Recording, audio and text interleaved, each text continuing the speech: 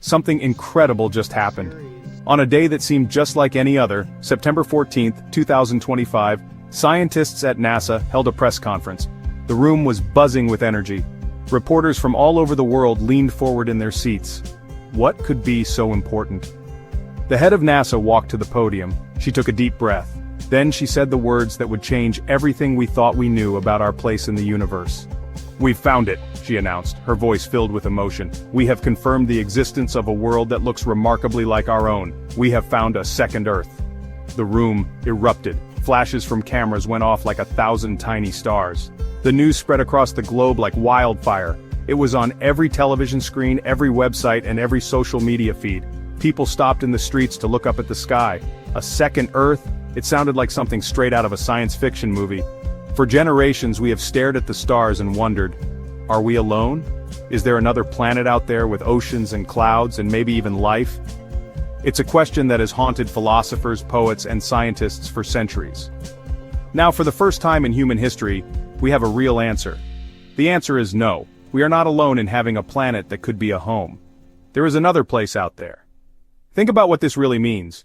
For your entire life you have known only one home, Earth. It is our cradle, our ship sailing through the vast dark ocean of space. But now, we have a sibling planet, a cosmic cousin. This discovery isn't just a small step in science, it is a giant leap for all of humanity. The world feels a little bit bigger today, doesn't it? And maybe a little less lonely.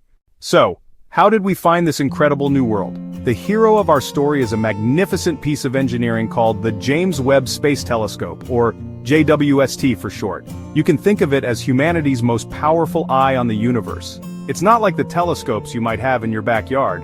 This one is gigantic. Its main mirror collects light from distant stars and is over 21 feet wide. It's made of 18 hexagonal segments. Each segment is coated in a thin layer of real gold. Why gold? Because gold is excellent at reflecting infrared light. Infrared is the kind of light Webb is designed to see. It's a cosmic time machine. The JWST was launched into space on Christmas Day in 2021. It was a gift to the whole world. Unlike the Hubble Space Telescope, which orbits relatively close to Earth, Webb traveled much farther. It is stationed about 1 million miles away from us. That special spot is called a Lagrange point. It lets the telescope stay in line with Earth as Earth orbits the Sun. It also keeps Webb very, very cold. To see faint, distant objects in infrared, Webb must be shielded from the heat of the Sun, from the Earth, from the Moon. That's why it has a massive sun shield, the size of a tennis court. The sun shield acts like a giant beach umbrella, keeping the sensitive instruments cool. Webb's superpower is its ability to see in infrared. Infrared is invisible to our eyes. Think of a TV remote sending an invisible infrared signal to your TV. Many of the most interesting things in the universe, the very first stars, the earliest galaxies, are so far away that their light has been stretched into infrared. Webb can also peer through thick clouds of cosmic dust and gas that block our view of newborn stars. Webb can peer through clouds to reveal planets forming inside. It's like having superpower goggles that let you see through walls in space. The mission of JWST is to answer huge questions. Where did we come from? How did the universe begin? Are there other planets like Earth out there? The JWST is our best tool in the search for life beyond Earth. Finding a small, rocky planet so many light years away is not easy.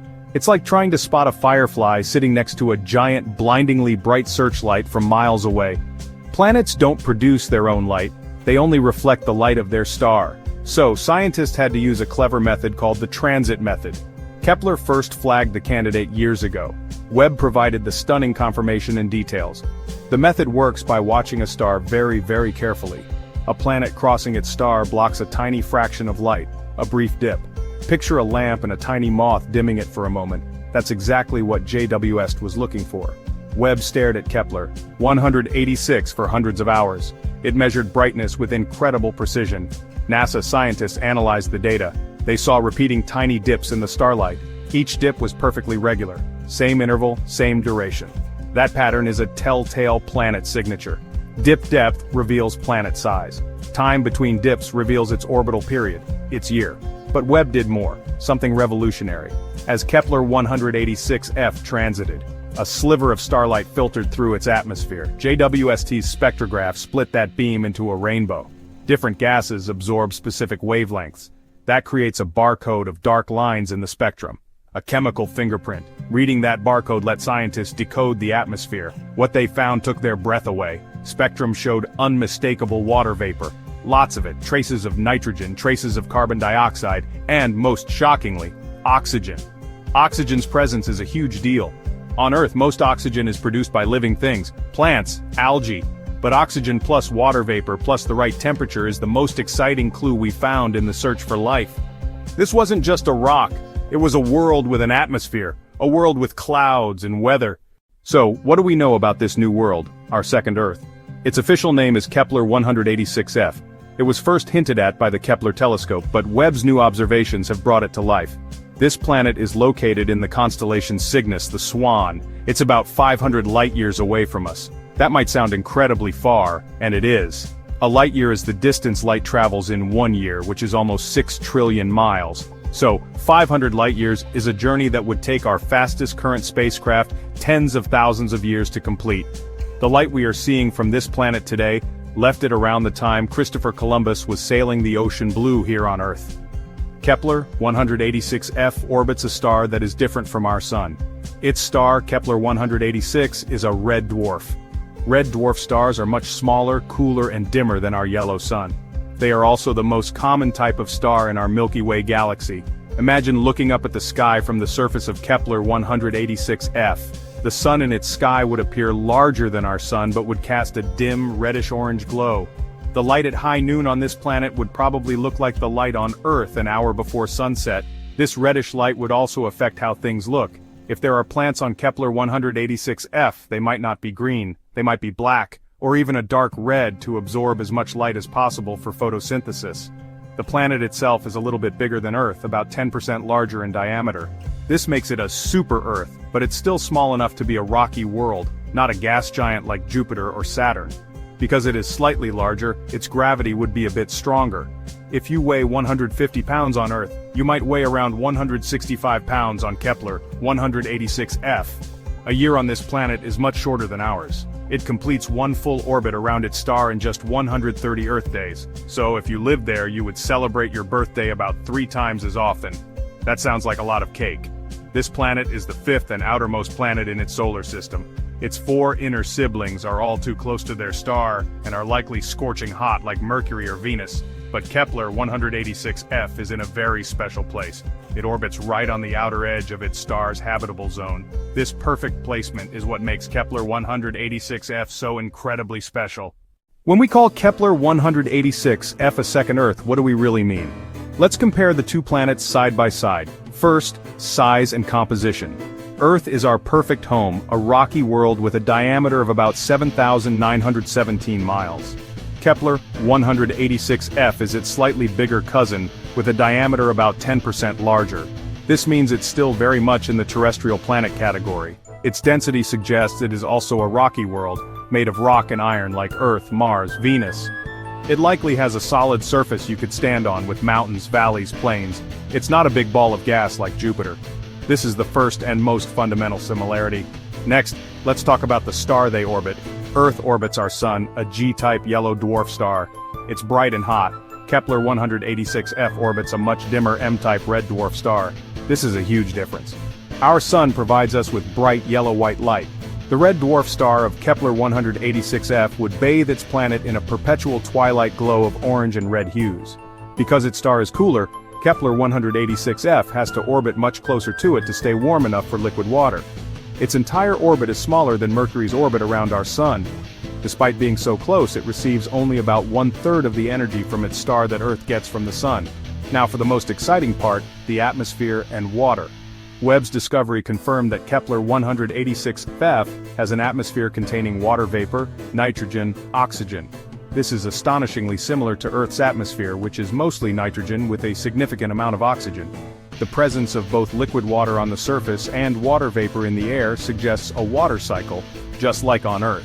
This means it could have oceans, lakes, rivers, it could have clouds, rain, snow. The discovery of oxygen is particularly mind-boggling, as it strongly hints at the possibility of some form of biological activity, perhaps something like plant life. However, there are still many unknowns. We don't know if Kepler 186f has a magnetic field like Earth does. A magnetic field is crucial because it protects a planet's atmosphere from being stripped away by stellar winds and harmful radiation, especially from a volatile red dwarf star. We also don't know if it has plate tectonics, the geological process that shapes continents and recycles nutrients on Earth. And of course, the biggest question of all remains unanswered: is there life? While the conditions appear right and the chemical signs are tantalizing, we haven't found direct proof of life itself. Kepler 186f is a twin, but it's not an identical twin. It's a world both strangely familiar and wonderfully alien. Water. It is the single most important ingredient for life as we know it. Every living thing on Earth, from the smallest microbe to the largest blue whale, depends on it. It's why scientists searching for life elsewhere in the universe have a simple motto: follow the water. For water to exist as a liquid, a planet needs to be at just the right temperature. If it's too hot, the water will boil away into steam. If it's too cold, it will freeze into solid ice. This perfect temperature range around a star is called the habitable zone, or more playfully, the Goldilocks zone. Not too hot, not too cold, but just right. Kepler 186f orbits within its star's Goldilocks zone. This was the first thing that made it so exciting years ago, but being in the zone is not a guarantee of having water. Mars is also in our sun's habitable zone, but it is a cold, dry desert today, with most of its water locked up as ice underground. Venus is on the inner edge of the zone, but a runaway greenhouse effect turned it into a scorching hellscape. Finding a planet in the zone is like finding a house in a good neighborhood. It has potential, but you need to look inside to see if it's actually a nice place to live. That's what the James Webb Telescope did. It looked inside Kepler 186f's atmosphere. The confirmation of massive amounts of water vapor by Webb is what elevated Kepler 186f from an interesting candidate to a second Earth.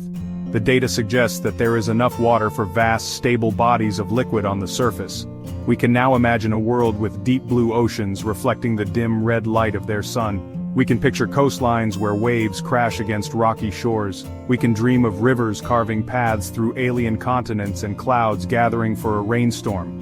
The presence of a water cycle, evaporation, condensation, precipitation, is a critical process for regulating a planet's climate and distributing heat around the globe, making it more stable and habitable.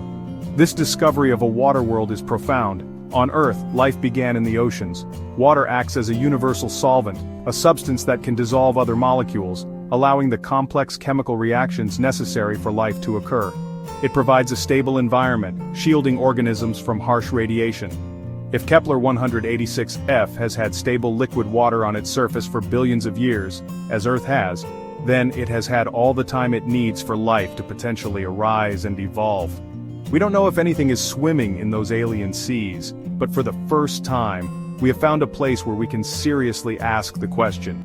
The answer is no longer a guaranteed no. This discovery is a monumental achievement not just for science but for the United States. The James Webb Space Telescope is a project led by NASA in partnership with the European Space Agencies and the Canadian Space Agencies. It represents the pinnacle of American ingenuity, innovation, and leadership in space exploration. For decades, the United States has been at the forefront, from landing on the moon with the Apollo program to sending rovers to Mars. This discovery of a second Earth is the latest chapter in that proud legacy. It reaffirms America's role as a global leader in science and technology. This moment inspires a whole new generation. Kids in classrooms across the country are seeing this news and dreaming bigger than ever before.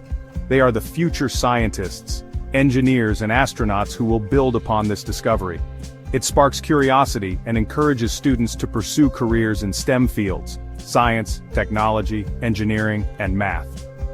Think about the Sputnik moment in the 1950s, which kicked off the space race and led to a massive investment in science education in America.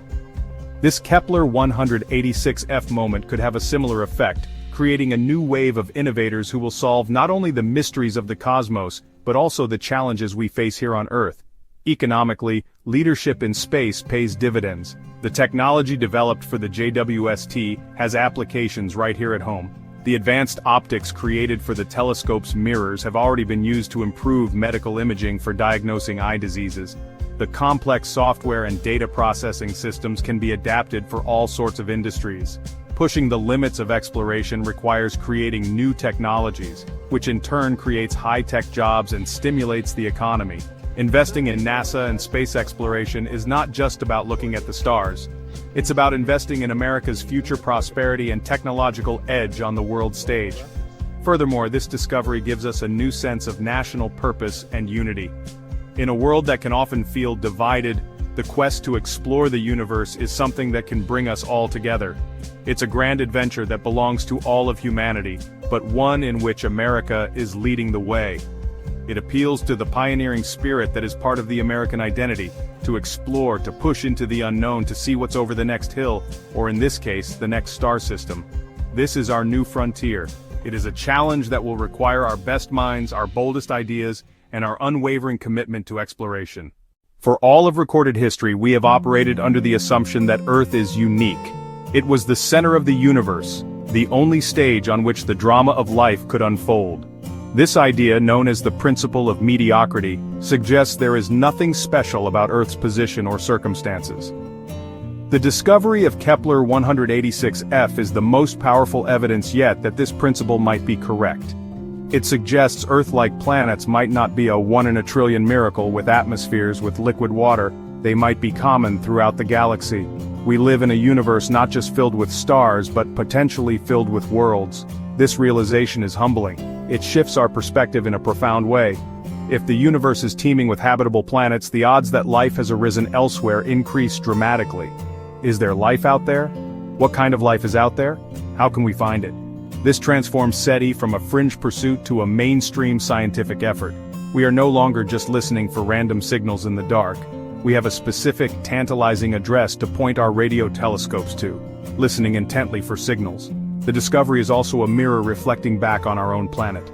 Knowing another Earth exists, a pristine world untouched by pollution or conflict, makes our planet seem even more precious. It underscores our responsibility to be better stewards of our home. We have a world with oceans, forests, a breathtaking diversity of life.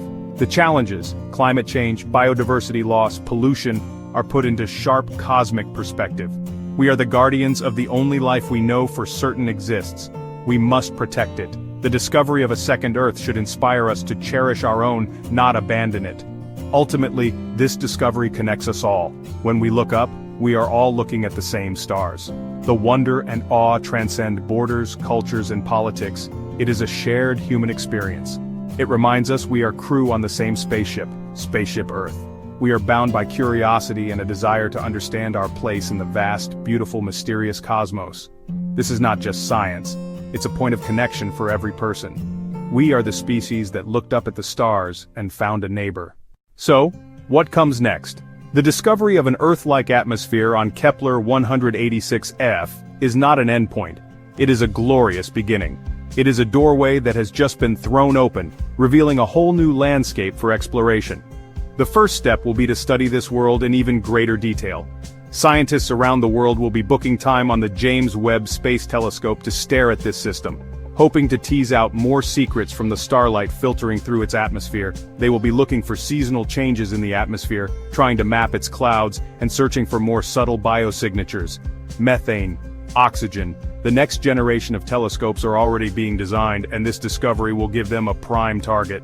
Future space-based observatories, even more powerful than Webb, will be built to take an actual picture of planets like Kepler 186f starshade concepts. A giant specially shaped spacecraft flying miles in front of a telescope to block the star's glare.